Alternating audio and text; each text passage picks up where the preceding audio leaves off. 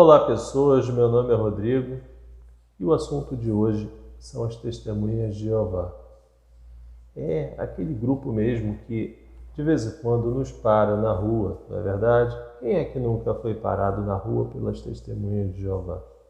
Ou quem é que não teve que acordar no fim de semana logo cedo para abrir o portão para essas figuras e dizerem, por exemplo, que elas são as pessoas de moral mais ilibada que existe na face da Terra, ou que elas têm a solução para os maiores problemas do mundo e de uma forma muito simples.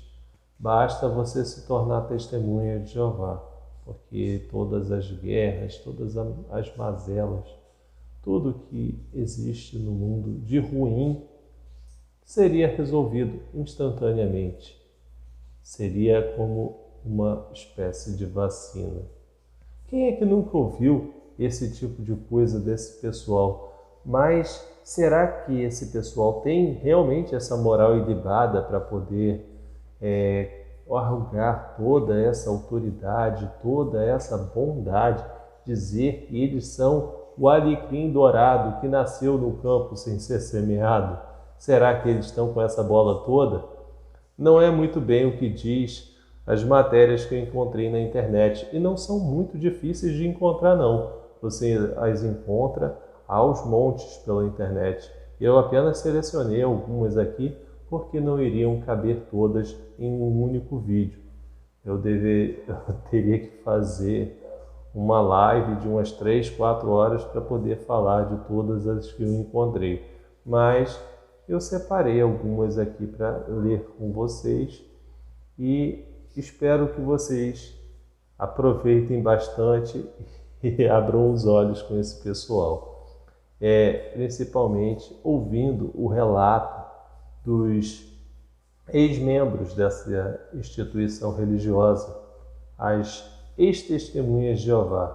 Olha, as ex-testemunhas de Jeová rejeitadas pela própria família.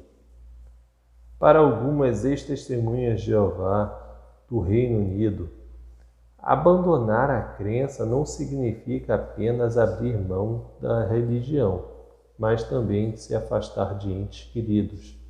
Em muitos casos, amigos e familiares são orientados a cortar todos os laços com estas pessoas, as levando ao isolamento e, em casos extremos, até pensamentos suicidas.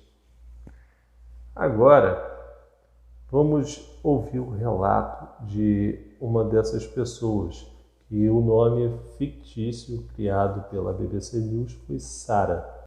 Não falo com ninguém da minha família, não temos nenhum contato, porque eu me desassociei. No ano passado, a jovem que estava na casa dos 20 anos foi expulsa de um grupo de testemunhas de Jeová, em um processo conhecido como desassociação. Ela diz que o motivo teria sido sua recusa em continuar em um relacionamento abusivo. Sarah afirma que seu parceiro na época era violento e chegou a quebrar suas costelas. Fazer denúncias à polícia e envolver pessoas de fora da religião em questões como esta é algo desencorajado entre as testemunhas de Jeová, explica a jovem. Sarah afirma que os anciãos da religião se recusaram a punir seu ex-companheiro pelo comportamento violento e foi apenas quando seus colegas de trabalho notaram seus machucados e a convenceram a não se submeter mais aos abusos e que ela deu fim ao relacionamento.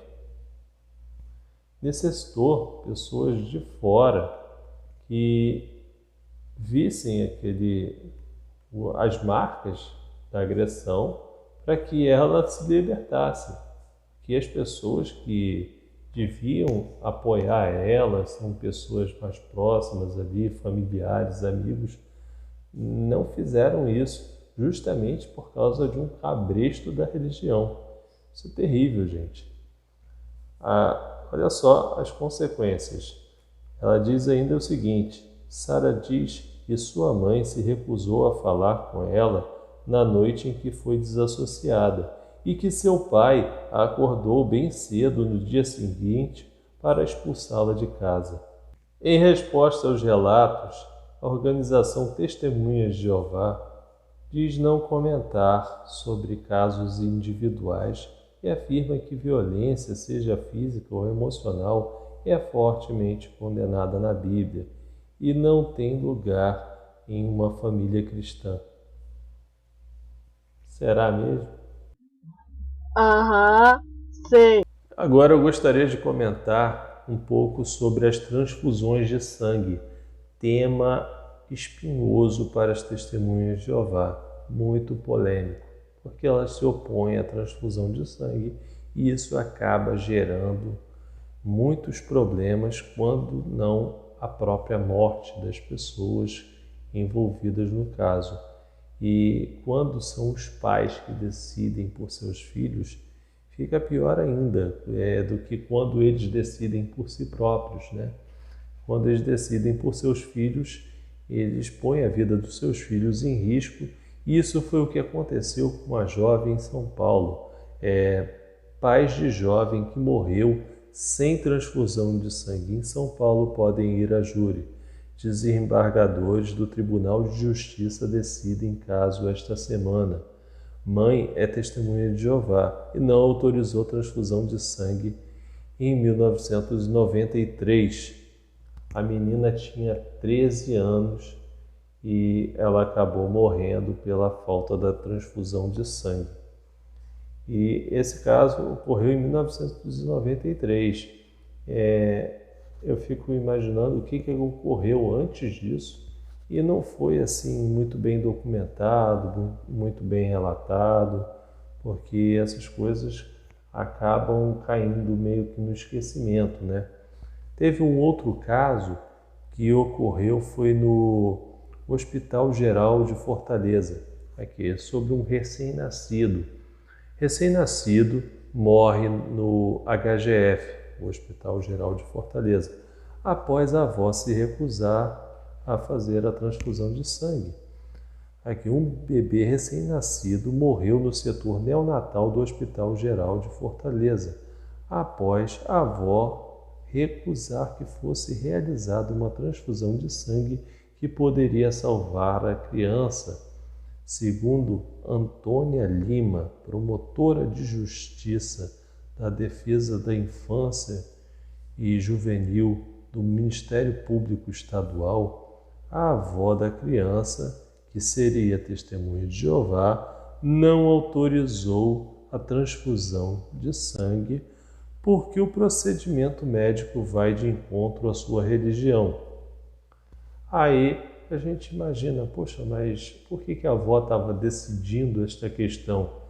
A avó estava decidindo essa questão simplesmente porque a mãe da criança tinha 15 anos. A mãe da criança, por ser uma adolescente de 15 anos, não poderia responder pela criança e tentava, desde sexta-feira, dia 20, convencer a avó a necessidade da transfusão de sangue, segundo a informação da promotora Antônia Lima. Então, você percebe que está tudo errado. Por que o hospital não acionou a polícia antes? Por que essa criança estava grávida e teve outra criança? Sendo essa família ali de um grupo que se diz de moral tão ilibada, né? Como que uma criança mesmo, ela tem 15 anos, ela devia estar estudando, não tendo crianças ali. Tudo errado nessa história, está tudo errado, tudo do avesso ali. Vamos para o próximo caso. Justiça autoriza a transfusão de sangue em recém-nascido de família de testemunhas de Jeová. Bebê está internado na Santa Casa de Rio Preto, São Paulo, com hemorragia no estômago e quadro grave de anemia. A mãe ainda fez uma cartinha para o hospital, hein? a mãe fez uma cartinha dizendo o seguinte: estou orientada pela equipe médica da UTI da Santa Casa que meu filho ainda apresenta distúrbio de coagulação e anemia, mesmo utilizando as medicações. Ela fala as medicações aqui, não deu para entender muito bem quais são as medicações, também não interessa muito para o caso. Estou ciente que meu filho corre risco de sangramento ativo e a qualquer momento com um risco de morte. E mesmo assim, sabendo de todos os riscos e gravidade, não autorizo a transfusão sanguínea.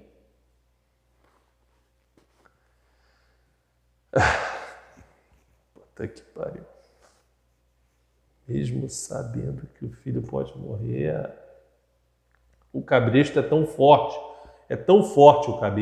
o cabresto, e a pessoa,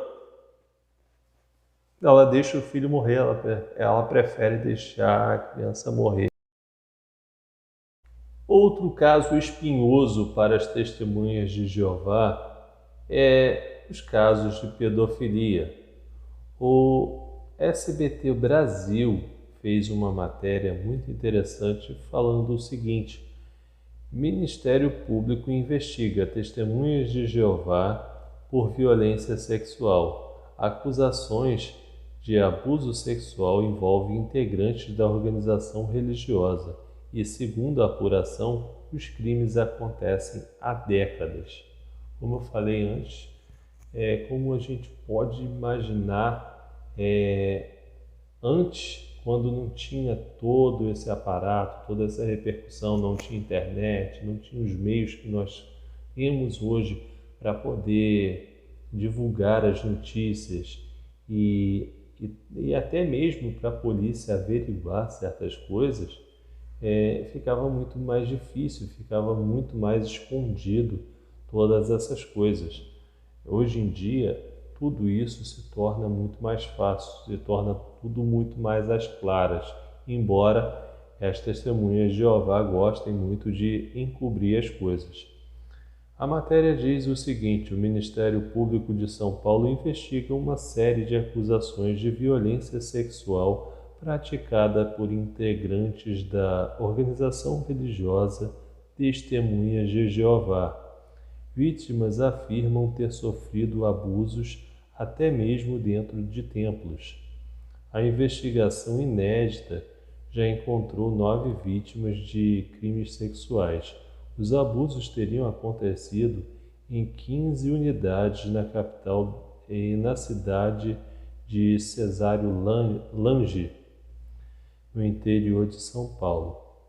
O Ministério Público realizou em sigilo operação de busca e apreensão nos locais. A suspeita era de que os líderes religiosos, chamados de anciões, pretendiam destruir provas dos crimes para evitar escândalo. A prática é antiga. As vítimas ouvidas têm o mesmo tipo de relato. Uma delas, de 64 anos, afirma ter sido abusada pela primeira vez na infância, aos 8 anos de idade. A gente precisa começar a ter coragem para que outras pessoas não passem por aquilo que nós passamos, diz a mulher. Eu fiquei com aquilo guardado durante mais de 50 anos. E eu só tive coragem de começar a falar nisso, acredito que de uns 8 anos para cá. De acordo com a investigação, os chefes do grupo religioso foram comunicados da violência sexual em todos os casos, mas nada fizeram internamente e nenhuma autoridade policial foi comunicada. Quando cai a ficha, a gente percebe que passou todos esses anos da nossa vida servindo a homens, não a Deus, conta um ex-ancião.